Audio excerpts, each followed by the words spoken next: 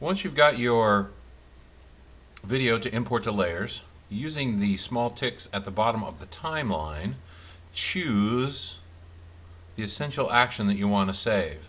So for this little clip here with Greer and Roscoe, I'm going to start right there, and then I'm going to find the place where I end with the second tick, and I'm going to be very close to it. So I'm going to have them just go back and forth. So I'm going to have a really quick one. So we're going to set it there. So this section here is what will play for my GIF. Click OK, and then the video is taken, and each frame or each picture for the video is placed into the section on layers. We'll leave the layers alone at this point, and we're going to work just with the timeline. If you don't see the timeline, go to Window and choose Timeline. Make sure it's checked, and you got the checkbox, and then that should give you your timeline. All the frames of your video are listed there in order. If your window comes out small, just drag it across and make it bigger. On the bottom of your timeline are our play controls. So to play your GIF as it stands, click on the play button, and then it shows you what our forward motion looks like. Now in this particular clip, because we want the beginning and end to be the same so it seems seamless, we are going to take our pieces and we are going to reverse it so our GIF goes back and forth. So if you stop your GIF at this point, select all of the frames, find which ones you want to keep. Once you've kept your frames, click on the first frame, press and hold Shift, and click on the last frame, and it selects all the frames in between.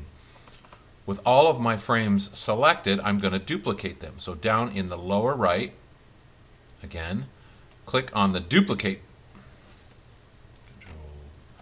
I'm going to undo that. Click on the duplicate button. And now my frames are still selected. The new ones that I duplicate are still selected. Do not unselect those. And we're going to select the ones that we copied, and we're going to reverse them. To reverse them, go to the upper right of your timeline window, open the menu list, choose reverse frames, and then it takes those frames that were selected and makes them go the opposite direction. So as we play our GIF, we've got Roscoe and Greer going one way and back and forth the other. Now take your frames and look for the duplicates. So on this one, we've got a duplicate at the beginning and a duplicate at the end. Let's get rid of one of those by clicking and dragging to the trash.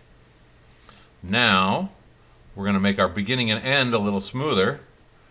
It's not going to have a stutter step there. We may want to make it quicker in the middle, or we could leave it, whichever way. Let's find out in the middle where we have a duplicate frame again. So there, frames 14 and 15 are duplicates. So we can take one of those. I'm going to take 14 in this instance. I'm going to drag it to the trash. And now we don't have any duplicate frames. So they just bounce back and forth. There's what our GIF looks like, just moving back and forth. Now to finish our GIF, we're going to stop it. And the first thing we're going to do is save as. So we'll give it a title. Greer and Roscoe. And we're going to save it, call it GIF. And we're going to save as a Photoshop document to make sure and keep our layers. So we save that, wait for it to finish. Then, to actually create our GIF, we are going to save for web.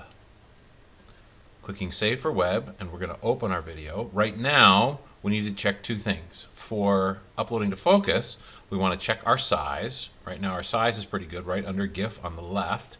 We've got 1.336 megabytes. That's plenty fine. If your video is too big, more than 15 megabytes, changing your image size will help fix that. On the long side, whichever one it is, width or height, the one with the most pixels, change that pixel number to 500, and that will make your GIF smaller. So in this instance, I change that, and it goes from 1.6 megabytes, or 1.3 megabytes, down to just over a megabyte. Then choose Save. Save to your photography shared folder to start with. Make sure your format is images only. We save it. And then we're going to locate it. And it should be on our desktop here. And someplace, wherever we saved it. Isn't that the fun part? Yeah, it went to our desktop. Where did it go? Greer and Roscoe right there. We double click, it opens. Wait for it to load. And we actually want to, there it goes. And it loads back and forth. Remember, it looks a little grainy there because our GIFs are 256 colors only. But that accomplishes our goal.